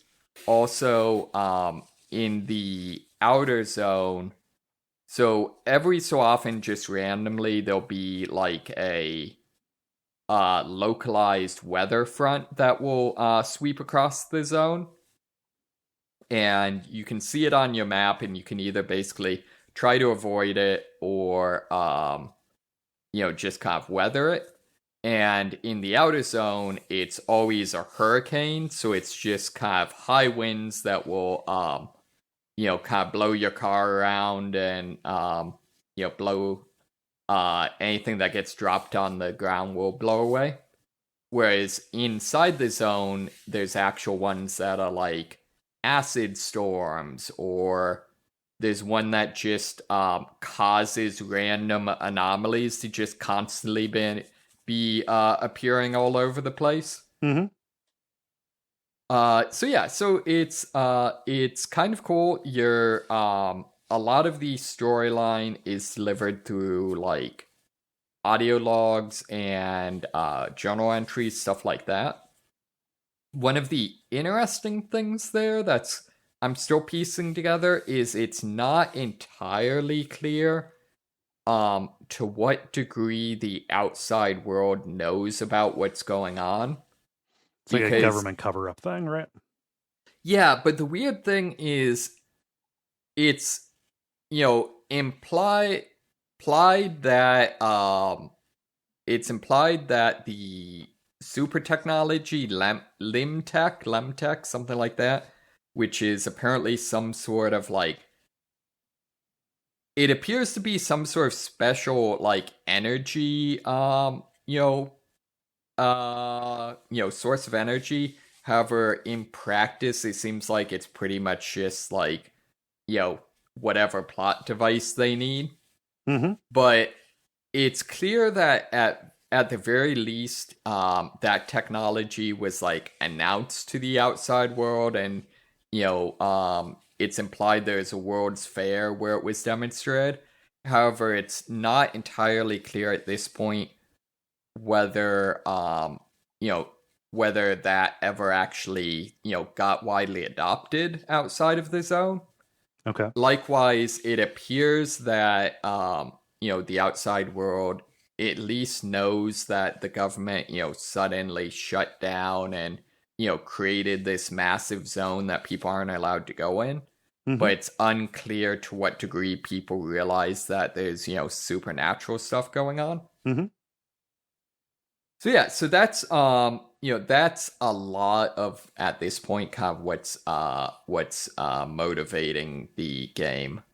There's it's very much though just a thing where the moment to moment gameplay is a lot of fun. I think one of my favorite things is there's a anomaly that all it does is just makes you rocket forward super speed. You just basically you go much faster and you cannot brake. Okay.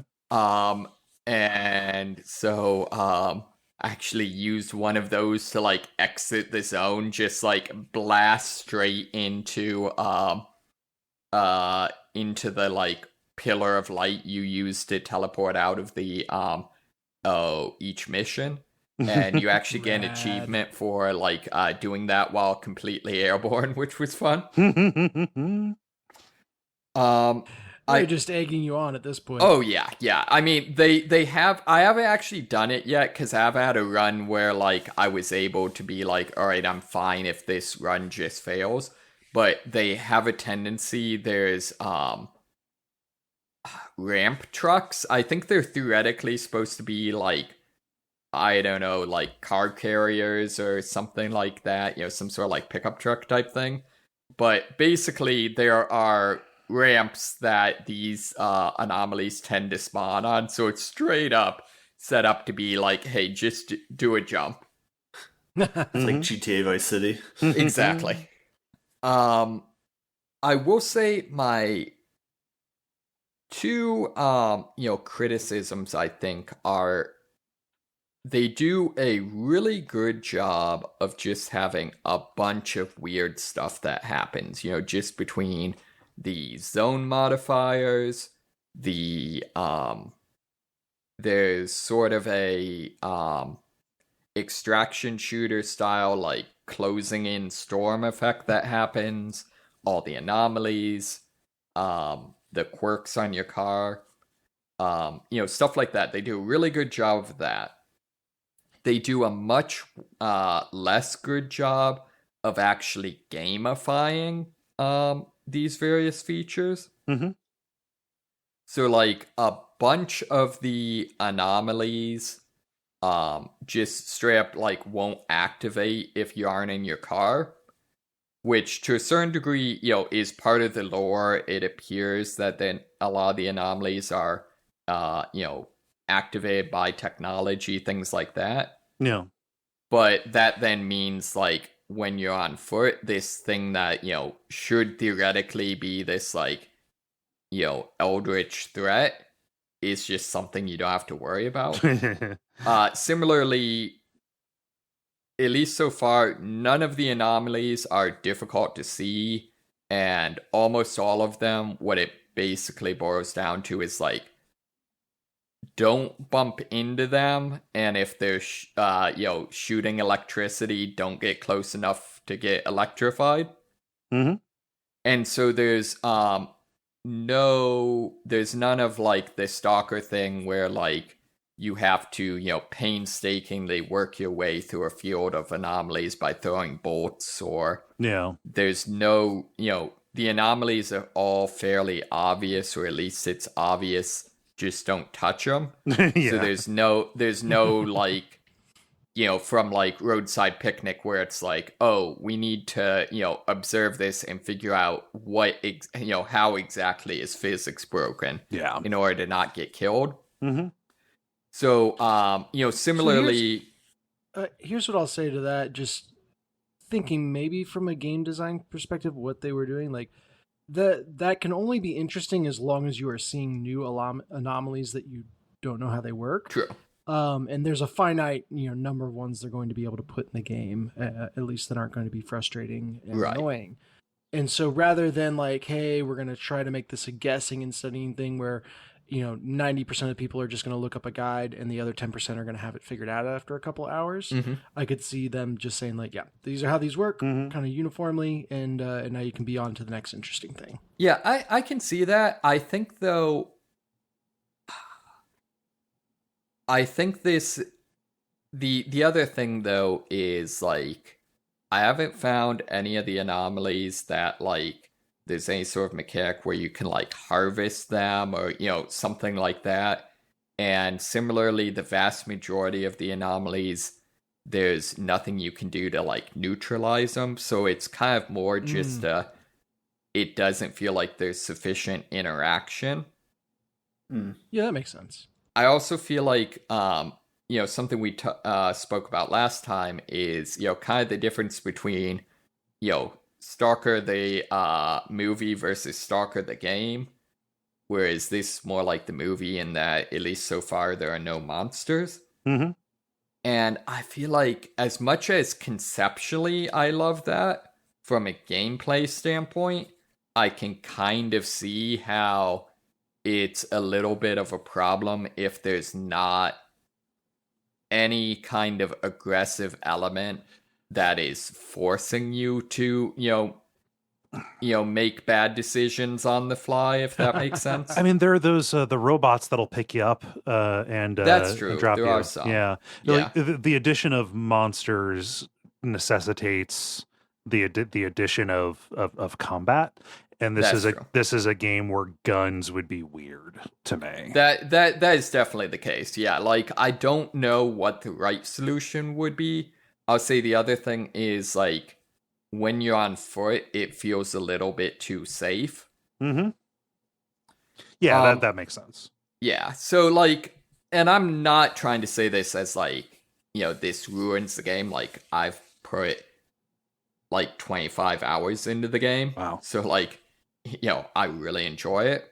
But yeah, I could see, I would love to see them actually do some post-game support where I think if they added a little bit more mechanical crunch to some of this, I think the game would improve immensely. Does it feel structured at all for post-game support? I do not know. Other than the extent to which all games nowadays, by virtue of, being updatable via the internet, have post-game support. Mm-hmm. Yeah, so the premise is actually pretty basic. You've kind of pack bonded with this car, and everyone that previously pack bonded with an artifact slowly became obsessed with it and eventually went crazy and just like charged off into the zone. So you are vaguely trying to get to the middle of the zone to figure out some way not to die by going to the middle of the zone. So you're yeah. You can't fire me, I quit. Right. And that is about the level of planning that most of the NPCs seem to exhibit. So, right. you know. I am going to be disappointed if there is not a Bigfoot Easter egg somewhere. I'm just throwing that down now. Other than that, the big thing I'd say that I don't think I've talked about is the soundtrack for this game is absolutely amazing. Not so much. I don't know if like the ambient music soundtrack. I'm talking the actual radio stations. Okay, I couldn't. When I stream this, I could not access that because of the streamer safe mode. What are there licensed tracks on it? Well, that's the weird thing. I'm not a big music person, so it's possible that I'm just not recognizing them, but none of them I've heard of before, and when I've looked them up, I've always ended up just on like someone's Bandcamp page, and often like the song that's featured in the game is like the only song they have on their Bandcamp or whatever. Oh, weird. Which is interesting, but you know, I've enjoyed pretty much all of them, and they're all very evocative. Covers of Nirvana. It is not Nirvana. Yeah. But yeah, I mean, you know, a bunch of just weird, kind of creepy. So it sort of reminds me of. Have any of you listened to Welcome to Night Vale? No. I've heard of it, but I haven't heard it. Well, all music and that's the same way, but you know, all of the songs, it's like in isolation would not be creepy. Like these aren't songs about like, I don't know, like supernatural. Well, some of them are kind of, you know, like,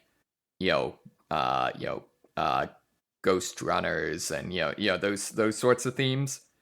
But not generally speaking the subject matter being sinister or anything like that, but it's kind of curated together a lot of songs with just kind of weird, somewhat cryptic lyrics and stuff like that. Mm-hmm.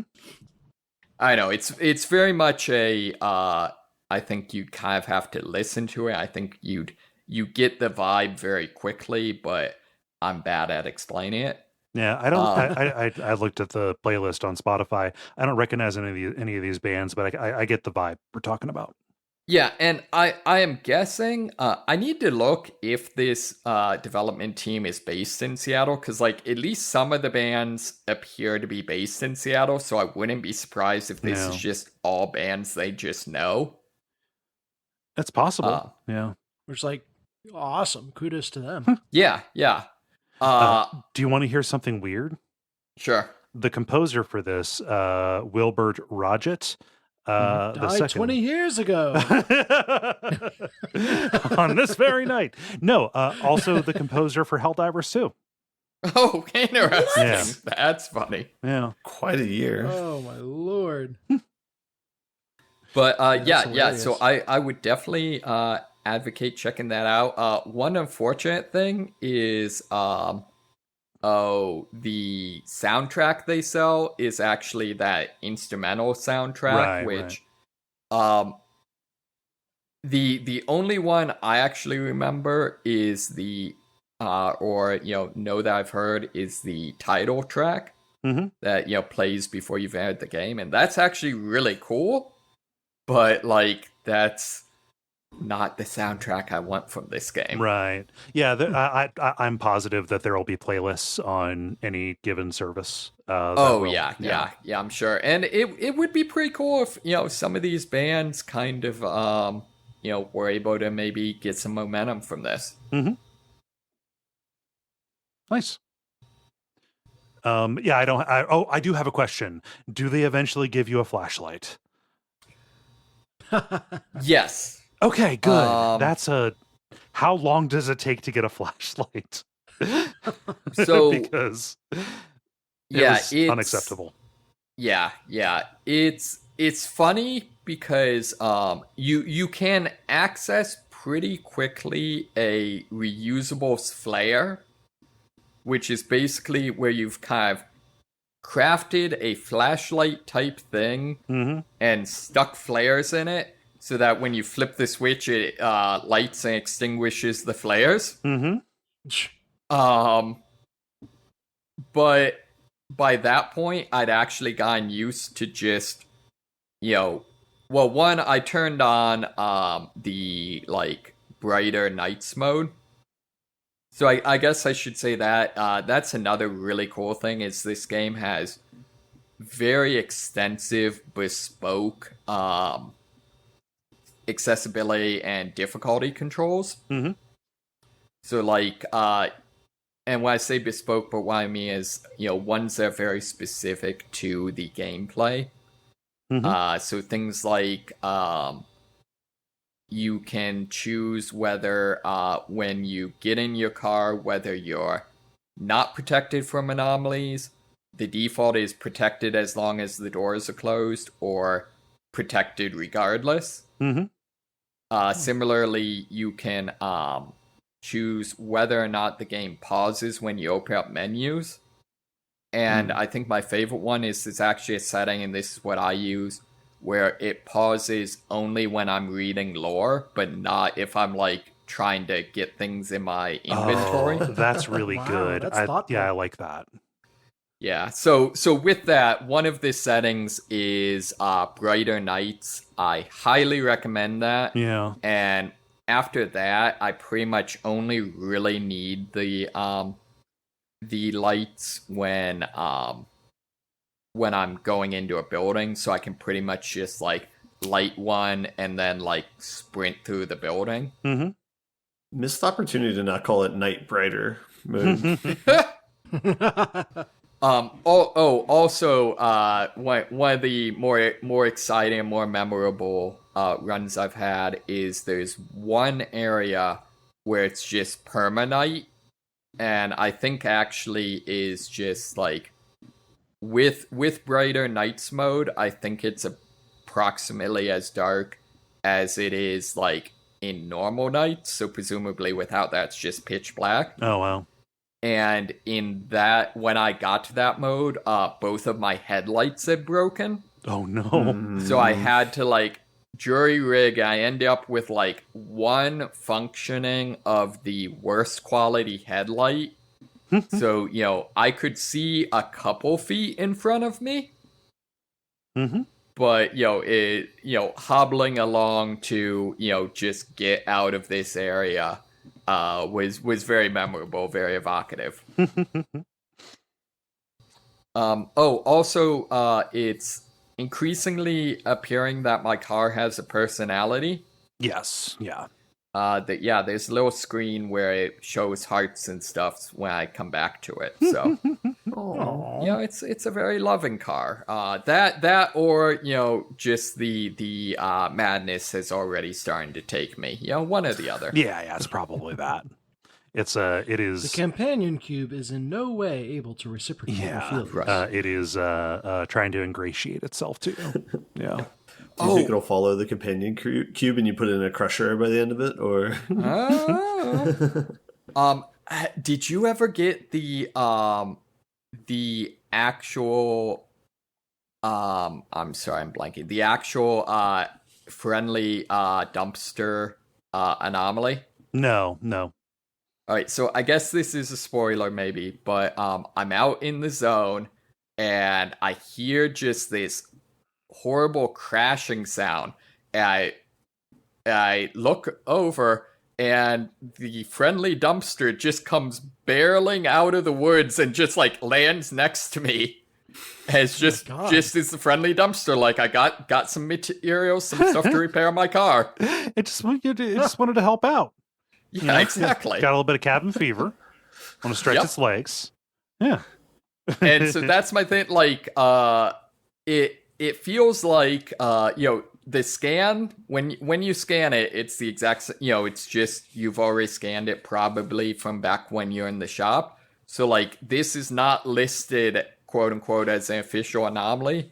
So it feels like there's a lot of stuff in the game that's just like weird shit that happens, that it almost feels like it's angling for the whole recess, like, little kid lore of like, oh yeah, no, this totally happened to me. Nice. So, yeah, good stuff. Sweet. Delightful. Yeah. Well, that sounds. Was there anything else? Nope, that's all I got. All right, that sounds like a segment. The end boss. Now it is time for the end boss. No multiplayer this week. Just due to complications. So we're going to consider that to be an extra long grind, because it was. It really was. Yeah. And we're going to jump right in to our stories. Let's take a look. Let's do the bummers here. Let's do the bummers first. Ben, is the story you posted the one that we're gonna do? Okay. Yeah. What were we right about last week? So this one is from Respawn Entertainment, and there's basically specifically I just wanted to share one quote and then slap my face, and then we can move on. But the story is that Respawn is canceling the FPS Star Wars game that they were working on that was in development. I feel like I'm in an echo chamber, because I feel like every other week this is the story that I'm bringing. It's like, oh, the sweet idea for a game got canceled because of layoffs and stuff recently. Was this the Bounty Hunter one? They involved Mandalore, so probably yes. The quote that they gave, though, was EA is undertaking the move in part due to what it perceives to be a rapid shift towards large open world games, massive communities, and live service games. Oh, fuck you. Nobody wants this. Well, and that's especially weird because, like, yes, there's been a big shift, but the shift's been away from that. Yeah. It's, because it feels like when they say large, are they counting like Baldur's Gate 3 as a large open world game? I don't know. Like, if that's their takeaway on what makes it special, then it's investor brain. It really is. Like, it needs to be. We need to 10x this by getting people hooked and going whale hunting, right? Yeah, and that's like the thing. Dude, I would just play a whale hunting game. That could be cool. It just points to the fact that Ishmael coming 2026. It just points to the fact that it's like a completely different lens that is being looked through at the business level than like what players who care about the games are looking through it as. And so it's like, what I feel like is they're probably going to point to things like Helldivers and be like, see, large multiplayer community, we need to build this or whatever, and just ignore any of like the gameplay mechanics or like the lore that make it special or in the community that makes it special. And it's like, and then also like completely snuffing out any of the voices who are like, hey, we want really good polished single player experiences. Like, please deliver us those. Because there's plenty of voices for that. So, it's also like, I feel like they're overlooking the fact that to, have a great, live service game, you have to make a great live service game. Yeah. And there's been like 2? Like Destiny and Warframe are kind of the only ones that people haven't hated. Yeah. Destiny, even, I think people would debate you on that. Oh, yeah. Like, even Destiny's got some things. But yeah, like, it's a thing where, like, oh, yeah, if they actually made, like, Star Wars Helldivers, I would love that. But they're not going to. No. Yeah. No, this is dumb in so many ways. It's super frustrating, above and beyond just the basic level of, they laid off 5% of their staff, right? Like, that's That's unacceptable. That's 670 people without their jobs. When I said, what were we right about? That broke between when we recorded and talked about the previous layoffs. I forget which ones. Maybe it was Activision. I forget. Because they're coming throw a dart at this point. Yeah, I feel like what's really bad to me is that you said 5%. I'm like, oh, that's not that bad. Right. Like, this is the world we live in. Yeah. But yeah, it just it was already outdated. But when the episode came out, we were talking about not the most recent high profile round of layoffs. Yeah, I believe we have already passed the number of layoffs for 2023, just in the first 2 months and change of 2024. Haven't you heard? We're gonna 10x. It's gonna be, we'll combine the last 10 years. That's our target. Yeah, man, don't worry. Yeah. Okay, so that's the big bummer. Let's go to a smaller bummer, but still sucks because Nintendo is misbehaving. What are they getting up to? Yeah, so Nintendo brought the hammer down on a company called Yuzu. I'd never heard of this before. But apparently this is a Switch emulation software, and one of the only ones out there. Yeah. But Nintendo came after them, and unfortunately, Yuzu folded like a chair. Yeah, and it's a bummer that they aren't going to be around anymore. Mm-hmm. But looking into why they folded so fast, it's like, you idiots! I don't know what you expected.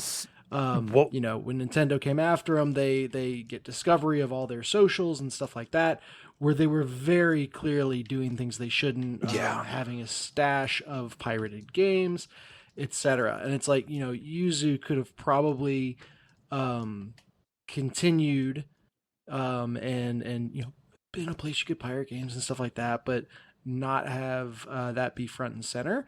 But they went and made it front and center, and so Nintendo came down on them. Yeah, specifically, they settled out of court before going to trial for $2.4 million. The understanding is Nintendo had a precarious case that if it went to trial, it wasn't necessarily guaranteed that they were going to win. There are a couple of things about like the foundations of Yuzu's Switch emulation technology and how they came across it that might have given them a bit of case, but broadly, it was a gamble. It is, of the options that are available, Yuzu taking the settlement and stopping this from going to trial is actually a good thing, quote unquote, because if Nintendo, however precarious their case might have been, if they got in front of a friendly judge, this would have established precedent for. Well, yeah, and maybe that's the right way to say it is as well. Like, if they got to do full discovery on this, as part of a full trial, the implication is that Yuzu had a lot more skeletons than what came out. Yeah, this has a chilling effect, but additionally, people who are going to try to do this again, and that source code is out there, people are going to, who are going to do this, are probably going to be a little bit more cautious. This makes me think of another story I saw where I guess a woman who had won a disability case got caught participating in a tree throwing competition. Yeah. and of course had to give that back. Yeah. Even more morally dubious than what Yuzu did. But it's like, man, the ability of people to just like take a win and walk away is so freaking low. We have no self-control. No, it's it's weird that it's a company that did this, a company that could settle for $2 million. I am familiar, the emulation that I know and love is small companies, like not small companies, but like individual people, that weirdo who designed Nesticle, right? Oh yeah. Yeah. Not a weirdo, actually, like a genius who went on to do a bunch of other stuff, like even official emulation work, I believe. Made Nesticle and Genesist. I mean, clearly they've got a great mind for branding. Yeah. The mouse cursor in Nesticle was a pair of dangling bloody testicles. I didn't realize they were bloody. Yeah. It sucks though. Emulation is really important for preservation. Obviously, it is you can disagree about whether or not emulating a currently manufactured console is necessarily the best thing. I'm not going to weigh into that, but like this company also made one of the only functional 3DS emulators out there. That's going down too, and the 3DS is not a system that Nintendo manufactures or sells anymore, and you cannot buy games for it. You can buy physical games, but there's not like a storefront that would directly benefit either Nintendo or any of the publishers. Yeah, Yuzu is, for if it wasn't clear, Yuzu is going full scorched earth, completely ceasing to exist. Yes. So not good. This is Nintendo acting as a bully. Mm-hmm. Yeah, I don't like it. Sag. Capitalism. Moxie, what's going on with this NASA stuff? Yeah, so NASA has published a tabletop role-playing game. Oh, can you get up closer to your When microphone? Wendy's did it. I'm sorry. Yeah. So NASA has published a tabletop role-playing game. Cool. This is like when Wendy's did it. I mean, I think they're all just they saw how successful Deck of Wonders was, and they're trying to get in on the game dev meta. I think so. Yes, it's called The Lost Universe, and apparently takes place on a rogue planet, which has a city called Aldestron, which is a very, very fantasy-ass name. And apparently, scientific researchers are disappearing, and somehow the Hubble Space Telescope has vanished from the timeline. Oh. So you're trying to figure out what's up. And they say that it involves taking on a classic villain while also using and learning science skills. Okay. So I have no idea what that means. Maybe the villain was entropy all along. I think my favorite thing, just in terms of I'm not sure what this means, is they describe it as a adventure designed for a party of 4 to 7 characters of level 7 to 10 that can be easily adapted to your preferred tabletop role-playing game. So apparently, whatever system you're playing, level 7 to 10 is perfect. That's brilliant. Someone there didn't get the memo that it's totally cool to say it's a module for D&D. It's the whatever it is, the open license, as much as they tried to destroy it, is there. So so this is a setting. This is a that's a what it campaign appears setting. to be. Yeah. Oh, this map, the map of Aldestron, is real. Oh boy,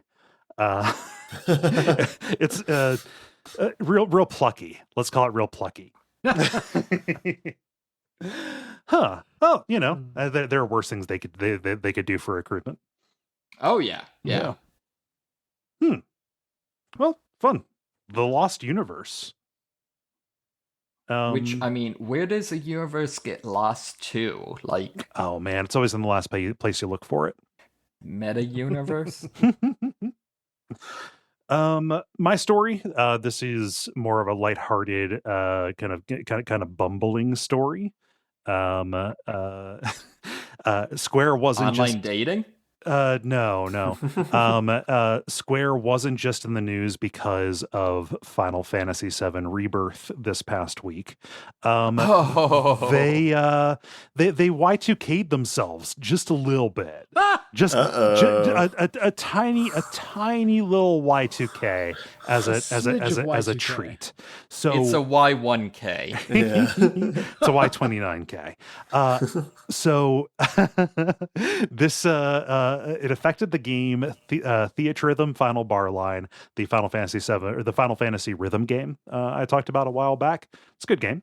I need to check out the Chrono Cross DLC for that because I love that soundtrack. Anyway, this is an offline game. You do not need there. I think there are some minor multiplayer things you can do, but not necessarily something that requires playing online. However, the game was taken down because they, when they programmed it, neglected to account for leap years. Neglected to account for February the 29th being a valid date. Oh, that's amazing. Honestly, fair. It's not a valid date, and I'm dying on this hill, but we do not observe leap days. It is currently 2036. We've got leap years instead. Yeah. But yeah, people were not able to sign in. Like the mismatch between system time and the game server time caused a whole bunch of stuff to happen, and people were not able to play this game. It only lasted for a day. They restored people. Well, I mean, yeah. They restored people's streaks because that is a little feature in this. But it is just very funny that this is possible. It's real. It's goofy. It's real. How can I optimize this module for checking if a number is odd or even, and that's a bunch of if statements. It's like that. It's like that kind of shit. Like, oh no, oh you guys. I always love that, like, if this was a plot element in like a cyberpunk movie or something, no one would believe it. People who are more computer literate than I am, are we still barreling towards the the Y2K version based on the Linux kernel, the 1972 one? Yeah. When's that supposed to happen? Like sometime in the 2030s, I think. Okay, cool. What is this? I haven't heard of this. It's it's like epoch time is measured in like, I don't know, long or something like that. So it's number of seconds since the start of 1970. Yes. So eventually that wraps around and goes back to like 0, the same way that the Y2K bug would do that. Yeah. But this one, yeah. Let's be honest, nothing's gonna be around in 2030. Like, that's what software engineers are banking on. Hey, there's dust. There will be dust. Don't sell us short. We'll fix it later. That dust will have no idea what time it is. If it's a Linux user. Okay. I just wanted to check in. I didn't mean to make that one bleak too, but here we are. And like all other software engineer, people will fix it when they have to. Yeah, they're not worried about it now. Well, it's one of those things where people say, "Oh, Y2K was completely overblown," and it's like, no, there was a lot of collective action actually, and people worked really, really hard to patch those up. Yeah. I mean, luckily, since 2000, as a society, we've really, pivoted towards being all about collective action. Yeah, yeah. No, that's right. So the social fabric is stronger than ever. That was proven by coronavirus, right? Yeah, a good example of that. Yep. Oh man, it would be amazing if it's like time breaks, but only for Republicans because they refuse to take the Linux vaccine, install the Linux patch. They don't take the updates. Like everything is just locked in whatever the last update was before that switch. God. Yep. Well, that sounds like a show to me. How do you all feel about buttoning it up? Buttons. The credits. Thank you so much for listening to level number 492. We appreciate you taking the time. A little bit of a non-standard episode this time, but still, longer than our usual one. Lots of games to talk about. You know how to help this show. You can go to patreon.com/duckfeed.tv. You can, sorry, I'm all spacey. Yeah, you made it to the end. I did make it to the end. I'm working against some headwinds here. But yes, you can like us on Facebook. Go to the Duckfeed community group there to watch for the multiplayer prompts to go up. You can leave ratings or reviews. You can tell your friends. You can come back next week. All of this is good and helpful. Dennis, anything to promote? Just come see me at Origins. Look for Deck of Wonders and Furia Games at Origins. Cool. Well, until next time, I have been Kole Ross. You can find me on Blue Sky at Kole Ross. I've been Dennis Furia. You can find me on Blue Sky at Furia Games. I've been Moxie. I've been Ben Merkel. And stick around for some titles.